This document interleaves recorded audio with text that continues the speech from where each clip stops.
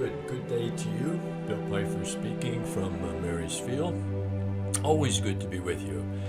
So far in our podcast, we've had about 18,000 views with about 250 people who have subscribed. So that's a really nice sized parish. I am a married Catholic priest, and boy, to have a parish that size is a real responsibility. So it's nice being with you today, as always.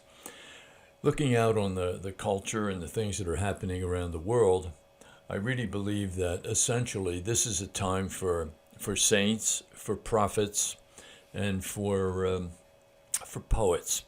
It's just the truth. This morning I was distracted when I was praying. I usually pray for about an hour and a half with centering prayer. It's a kind of contemplative prayer, and thoughts and emotions and feelings and any kind of distraction is really not a part of the prayer itself. So I ended up this morning being really distracted by the idea of saints, prophets, and poets, and thinking a little bit about Martin Luther King. He was a giant. He truly was a giant among people. I don't think he was a saint, but he was certainly a prophet and a poet at times. When he spoke, it was with a poetical rhythm, and it was just absolutely marvelous. His "I've Got a Dream" speech at the Capitol in Washington was just absolutely spectacular. But it was his ability as a prophet and as a good man to be able to see things beyond the present moment. He was able to see things that other people couldn't see, and he had a spiritual sense about him.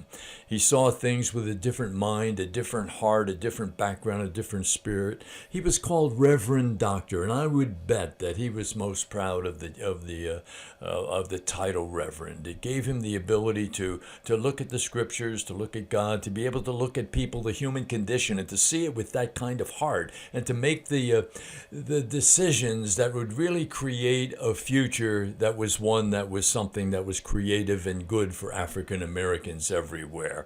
It wasn't a change that came and the barricades came and so on, but it wasn't a change that he was advocating at the end of barricades or at the end of a broomstick or at the end of a gun.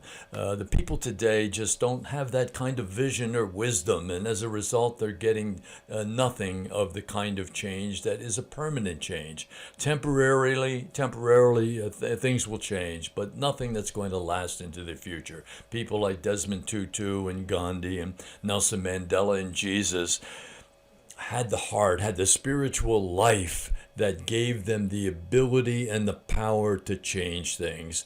Mother Teresa was a life changer. She changed many, many people because of the spirit and her prayer life. And I think it's important for us to consider that. I wonder today if Martin Luther King were around, would he be able to lead even? If we live in a neo-pagan society, would he be able to lead? Who would listen to him?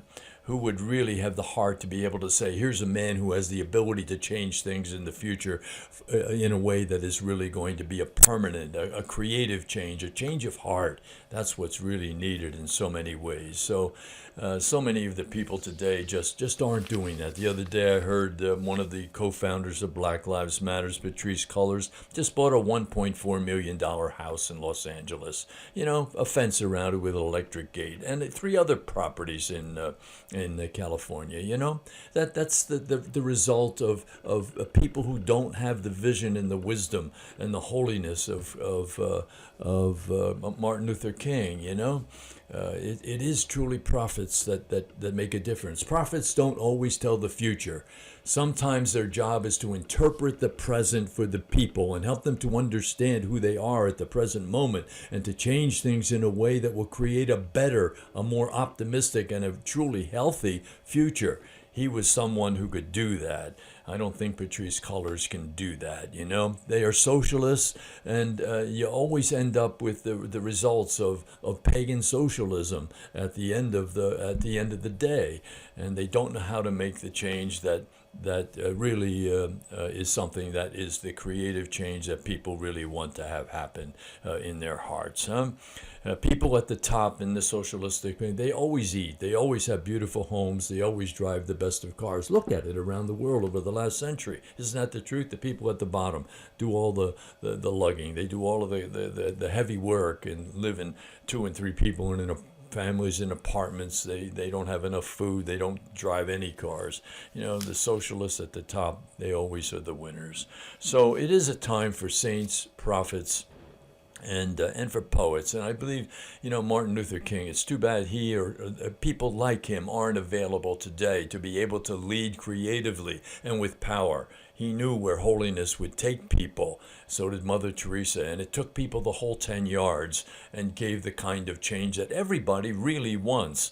When all of the change that all of the socialists have provided in the last century, nobody really wanted it at the end, and they ended up being thrown out. So you want to lead in a way that has vision and holiness about it.